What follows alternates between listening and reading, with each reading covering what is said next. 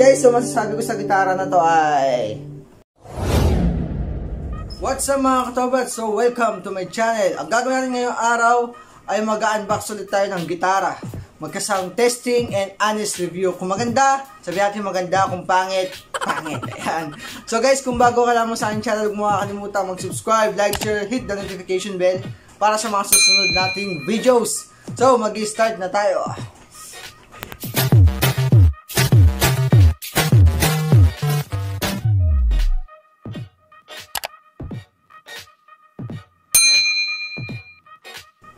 So, ayan, ito yung gitara na yun, mga kapatid. Ayan. So, another imported guitar ang ating nire-review. So, ano ba itong gitara na ito? Okay, buksan na natin. Alright.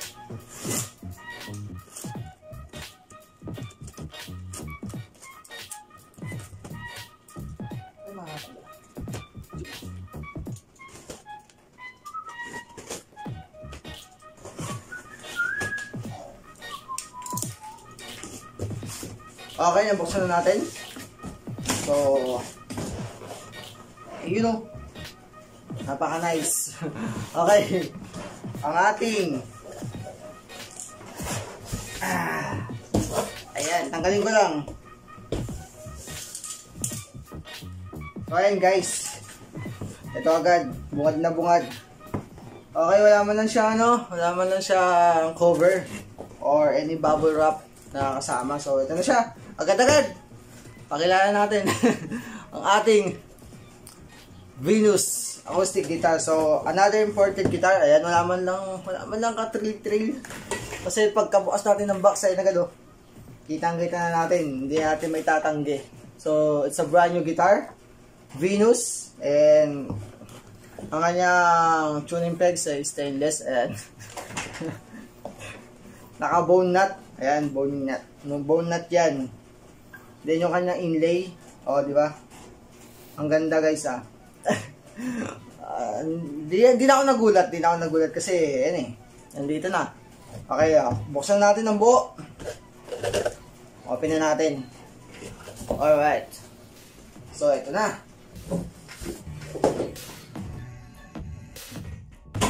Ayun So, yung kanyang inlay, ayan, kahoy siya na nakabaon talaga. Ayan. Venus acoustic guitar. So, yung kanyang design sa sound hole, balloon niya. Ayan. Ayan, nakikita nyo. Ganda ng mga planet. Kahoy siya din, meron dog. Ayan, ganda yung fretboard niya. Ayan. Then, naka stainless fret wire. Ayan diba? Then may pickup siya. Fishman pickup. Kaya nilagay dito, Fishman pickup. So ayan, ito yung likod niya. Ayan, likod niya. Okay. Okay, color natural, solid spruce top. Mahogany side and back. With pickup, naka bone nut and saddle. Ayan, bone yan. Hindi siya plastic. Alright. Ito nga, napakakinis, diba? Then, ito yung sa kanyang strap button. Ayan. Meron siyang pick-up. Nasa ilalim. Fishman pick-up. Ayun Then, meron din itong truss rod. Ayan, kung may kita nyo sa ilalim. Alright. So,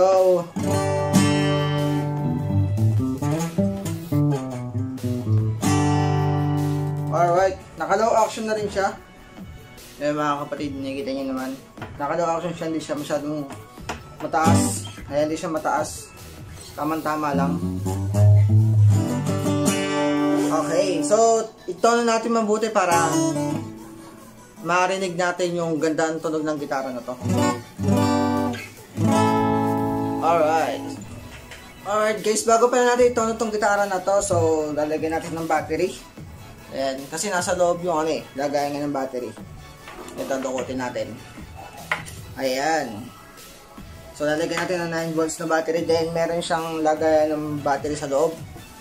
Meron siyang parang bag na maliit doon.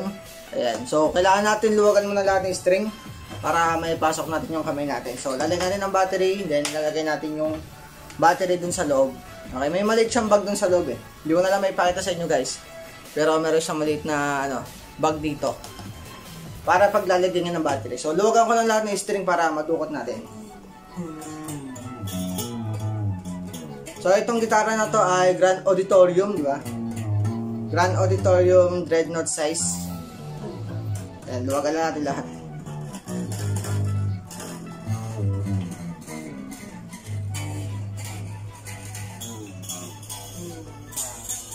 Ayan, first time ko lang kasi naka-experience ng ganitong pickup na nasa loob yung battery.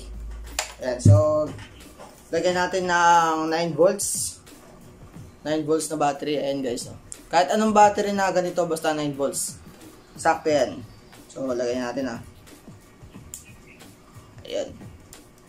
Then, nalagay ko sa loob.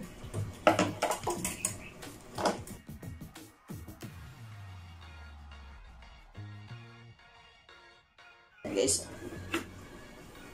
May shoot. Ayan. Pasok na. Ayan. Alright. Sakto na. Ayun guys. So, nakikita nyo yung bag. Ayun yung black doon. Yun yung bag ng battery. Diba? Ayan. So, ito na natin. Ito na natin ang tuluyan. Para marinig natin yung ganda ng tunog talaga ng gitara na to. Alright. So, guys, another imported guitar to Bihira to makita dito sa atin sa Pilipinas. So, import from other country pa siya. Okay, tono lang natin. Gamit yung aking tuner na guitar tuna. Ayan. So, wala kasi itong tuner eh. Kaya gamit tayo ng application.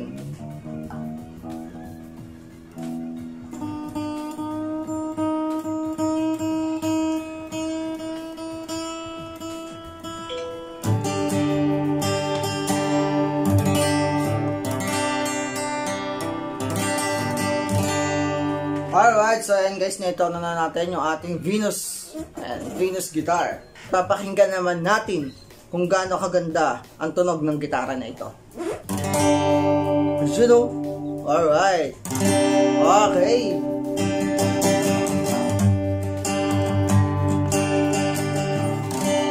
Okay guys. Ay, kung maririnig nyo, diba? Buong buo yung tunog niya.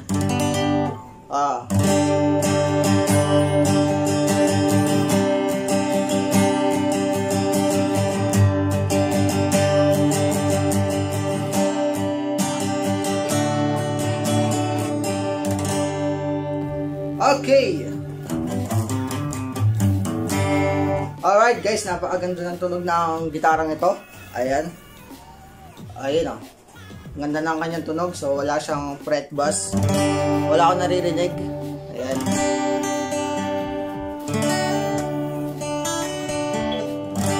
Then hindi siya masaad sa kamay. Okay, dahil maganda ang pagkakaayos ng kanyang truss rod, ng kanyang action. Diba? So ngayon, try naman natin guys yung kanyang pick-up kung gumagana. Para masubukan din natin ito pag tumugtog tayo. Pag magla-live performance tayo. So ayan guys, try natin. Okay, ito yung aking chord. Okay. So, plug natin. Ayan. Ito yung kanyang volume nasa ilalim. Ayan guys, yung makikita nyo. Ayan wala siya rito sa taas.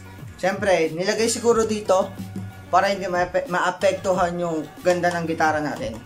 Para hindi na siya bubutasan dito.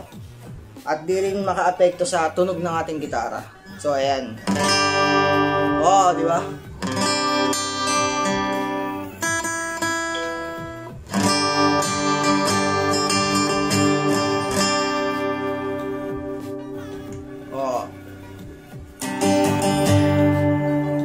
Diba? Maganda. And malakas.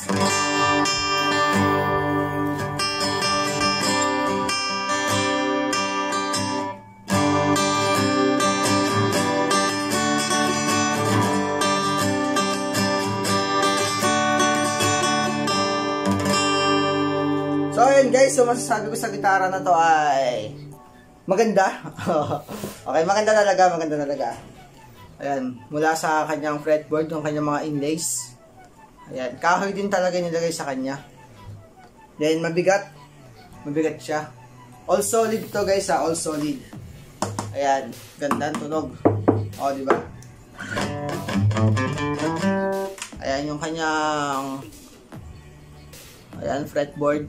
May kita nyo, diba? Ang ganda. O, diba? Yung kanyang bridge. O, sa kanyang bridge. Then yung sa ilalim. O, ayan o. Ayan. Maganda siya guys. Parang siya yung last na nireview ko dati, nakaraan. So guys, kung gusto nyo panoorin yung nireview ko last time na imported guitar din, yun, String Birch. Kaya kung gusto nyo panoorin, ayan, lalagay ko yung link sa baba. Para kung gusto nyo panoorin. Kung gusto nyo pag-comparein kung ano mas maganda sa dalawa. O, diba?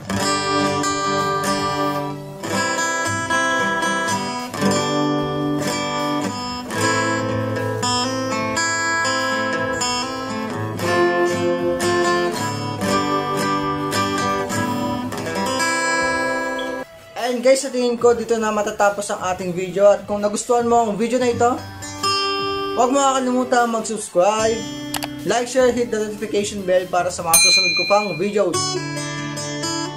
So, it's Tobat724. Maraming salamat po. Nagpapaalam.